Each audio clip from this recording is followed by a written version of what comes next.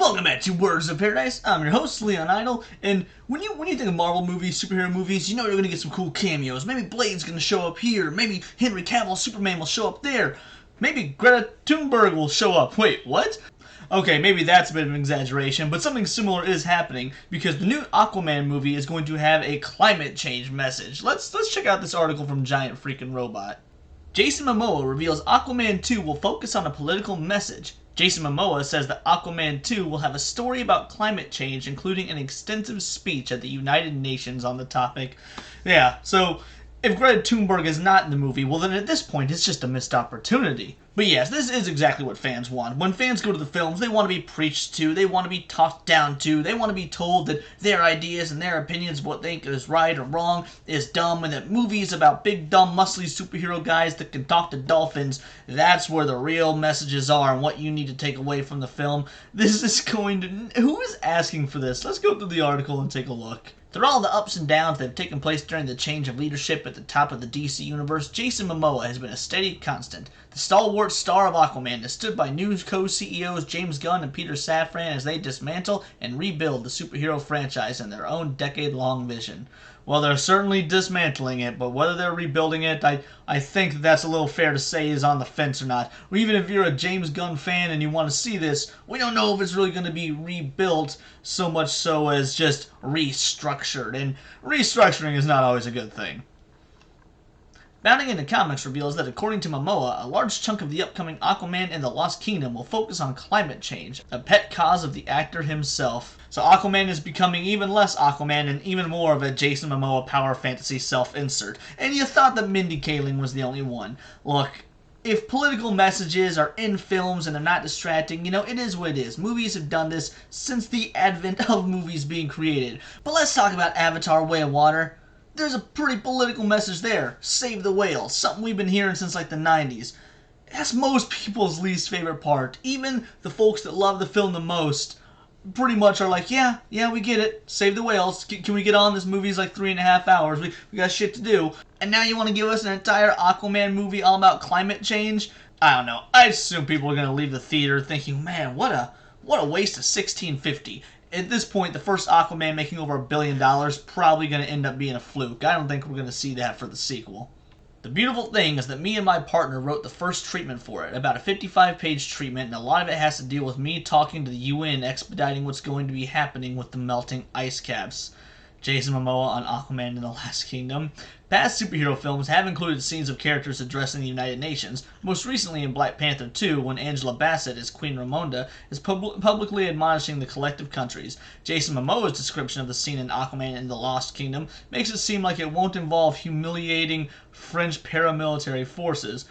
Arthur Curry's passion to combat climate change does have its roots in the source material, as while he's less militant than Namor, the King of Atlantis has always had a problem with pollution. And yes, by all means, that's absolutely fair. I'm not going to say like this is not something that's ever appeared in DC Comics or Aquaman comics, but there is a point when a political message is very much that, a political message, as opposed to something to help a character grow, develop, the whole nine, and where it just becomes distracting and overt with very little to no nuance. And that is what superhero films tend to do. Distracting, overt political messages with no nuance. Plenty of Aquaman stories have included him battling with oil companies, fisheries, and producers of industrial waste. If Jason Momoa's character existed in our world, then the Pacific Garbage Patch would have been viewed as a declaration of war against the denizens of the ocean.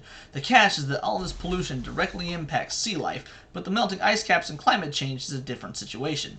Jason Momoa explains that his feelings on the issue as, there's no far-off galaxy coming to destroy us, there's no alien from another place, it's really just the idea of us ruining our planet, and the fact that we'll all need to get there together to save our home, which is a good sentiment for our world, but in the DC universe, he's the king of a race of people that can breathe underwater. Would they really be concerned over the ocean claiming, say, Atlanta when they live in Atlantis? You know, that's actually a fantastic point. He is the king of the ocean.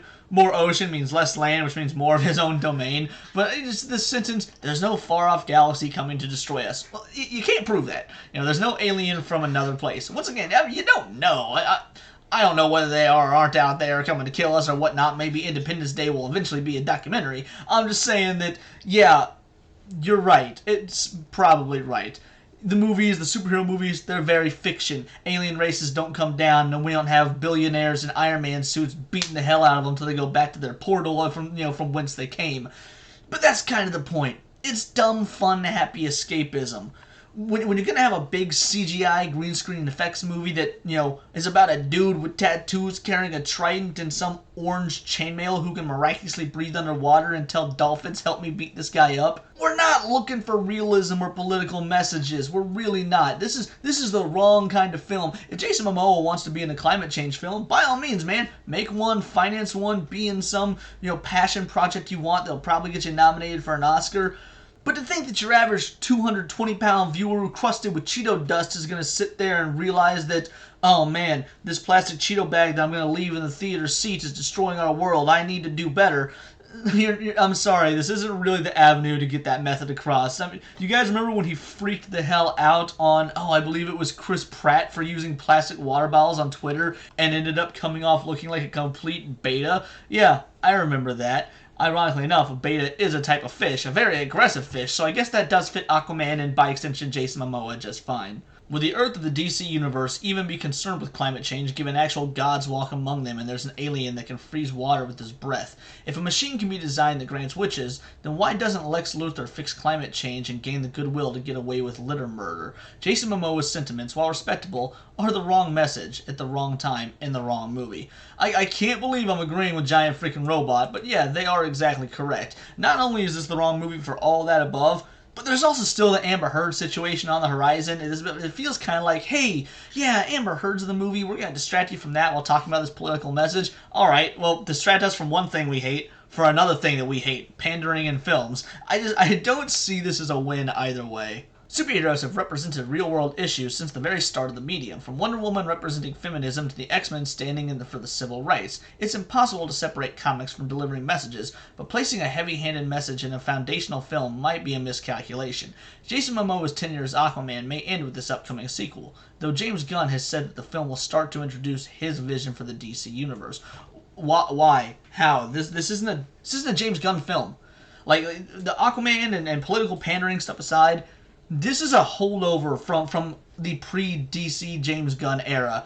So unless there's been plenty of reshoots or he's just trying to save face, that way people go see it. Like, because why else would someone go see it? Yeah, Aquaman 2, but it's part of the defunct DC universe that's not going to matter with James Gunn stuff. James Gunn's like, hold on, no, this is actually introducing my vision. People, oh, really? Okay, we'll go see it. When really it has nothing to do with the James Gunn stuff. But Warner Bros. Can't afford to lose out on the $1 billion they could hypothetically make given the success of the first one. So if they can say, no, this is actually part of the James Gunn stuff, so you do have to go see it, it's going to make folks feel like it's required reading for the upcoming DCEU slate.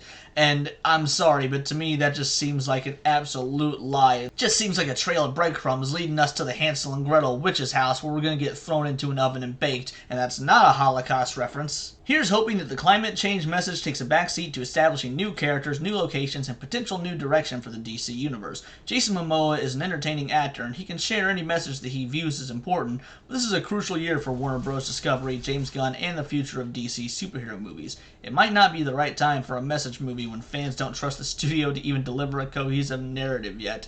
And, yeah, I mean, once again, I can't believe I'm saying this, but I agree with Giant Freaking Robot. Good reporting, good work, guys. Look, I get that Jason Momoa is very passionate about climate change. And, hey, awesome for him. But this isn't the movie for it. It's the equivalent of putting in an anti-Second Amendment message in the Avengers movie. Like, okay, I guess technically it can be done. I'm sure there's a way to write it in there. But is there an organic way to write it in there that's not going to feel like heavy-handed preaching? No, probably not. And if Chris Evans were to come out and say that he's super anti-gun, and that's really why he's super passionate about this Avengers movie, because it handles that topic, well then at that point, the actor is not even acting, which is their job. They're an actor. They're just playing themselves, getting their own message across, which, I'm sorry, they could do on Instagram or whatever and not have to put on frilly costumes for it. But then they're not going to get paid multiple millions of dollars to be in the big project production to push said views. It really is kind of an interesting concept when you think about it. Big name actor wants to make big name movie to push his big name political agenda.